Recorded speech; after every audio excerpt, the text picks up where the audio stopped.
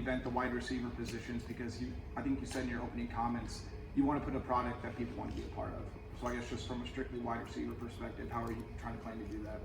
Well, obviously wide receivers are a huge part, no matter what you're running schematically. But putting them in position, I think is the biggest key. We through my time in coaching, I think we've been around quite a bit of pretty good ones, and we've been able to find ways to get the ball in their hands. There's a lot of ways to do that. Whether it's screens, whether it's just straight drop back, whether it's putting them in the backfield. The flexibility of an offense is key. And so I haven't had a chance to meet all the wide receivers yet, but I want to make sure that the quarterback understands that we're going to spread the ball around, and he's going to read his keys as he's supposed to. It's my job to make sure that one of those first couple options is the guy that we want it to be. Had some success with that, and plan on keeping it going. Hey Tim, Chad Nice, Dakota Des Moines Register. Hey Chad. Were you calling plays in 2021, Western Michigan? In 21, yes, I did. 18, Second last year. 19, 21. Yeah, yes and no. That's what my research was unclear. Jake Moreland and Okay. I mean, Jake is Gotcha. my best friend, and we think the exact same. We played together, we coached together 80% of our adult lives. Okay, gotcha. And we kind of groomed, and he was ready. So we kind of hopped in and kind of team did it that year. But 3 years before that, I called. Gotcha. So, well, anyway, I've been studying the 2021 season because that was a terrific offensive year for Western Michigan.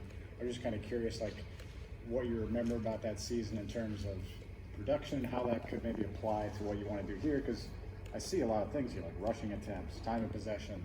Yeah. The wins were good ball security, those types of things. Yeah, I think we were top 10 in the country in time of possession. Four. Yeah. And never huddled, which was unique. That team, I felt like we did a good job running the ball, finding our run lanes, and the pass comes after that, right? We never even talk about throwing the ball until we figure out how to move the ball on the ground, and that was an explosive team. The one thing that people don't, maybe it's because I'm a quarterback, and I always have been, and coaching them, we're going to do what that person does best. And Caleb was good at it, and before that we had John Wasink was my first couple of years our quarterback, and he was great at drop back, going through a progression, like that was his thing.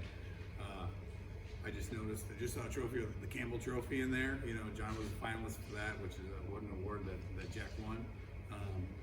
John was a finalist when Justin Herbert won it.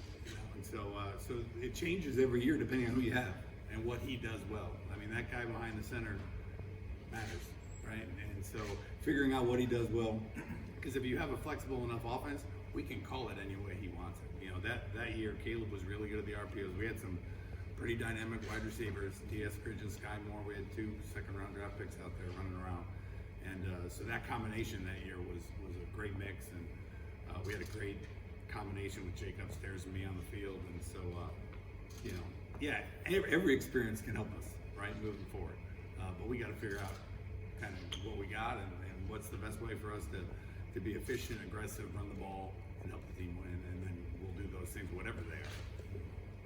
Hi, Ken, John Steppe, or how do you blend, or what's kind of the process of blending stylistically what you've done before with the RPO, with other things, with kind of what Iowa has done historically, has found success doing historically? It's a process that started a couple days ago, but it's an exciting process, to get everyone's opinion in, and I have all kinds of playbooks, what's going to jive with what they know and where we think we can improve, and so I've coached long enough now that I've run a lot of systems.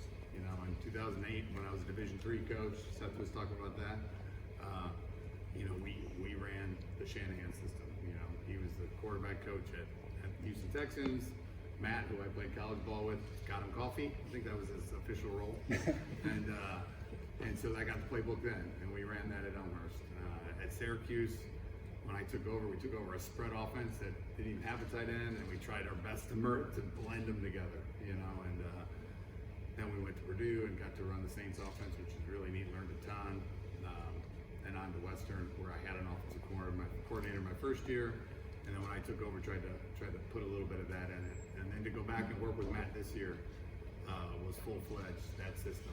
Everyone runs that system a little differently, but it's fun to get back after 10 years of being versions of it. It was fun to just be in it and watch all the teams in the league run a version of it. Not all of them, but a good portion. So there's a lot to choose from, and I hate to keep going back to this. Like, I can't wait to see what we have, you know. But I definitely know how to tie them together, and a lot of the formationally and how we're going to build it. What gets called will be dependent on kind of what we see in spring and what we see as we see these guys move around here in the next couple months. Coach John Sears, WHO TV. John. Iowa's offensive struggles are well documented from last year. What you've learned about the program, maybe taking a look at the roster and the personnel, what gives you confidence that you can come in here and kind of help move this program in the right direction? Well, I love tight ends. I'm a huge fan, right? Everywhere I've been, our tight end has been all conference normally, you know, and I guess as a quarterback, that's the guy that you start with, right? So some people use them, some people don't. I love the fact of what they can do to a defense in the run game, in the pass game, in the play pass game, in the keeper game.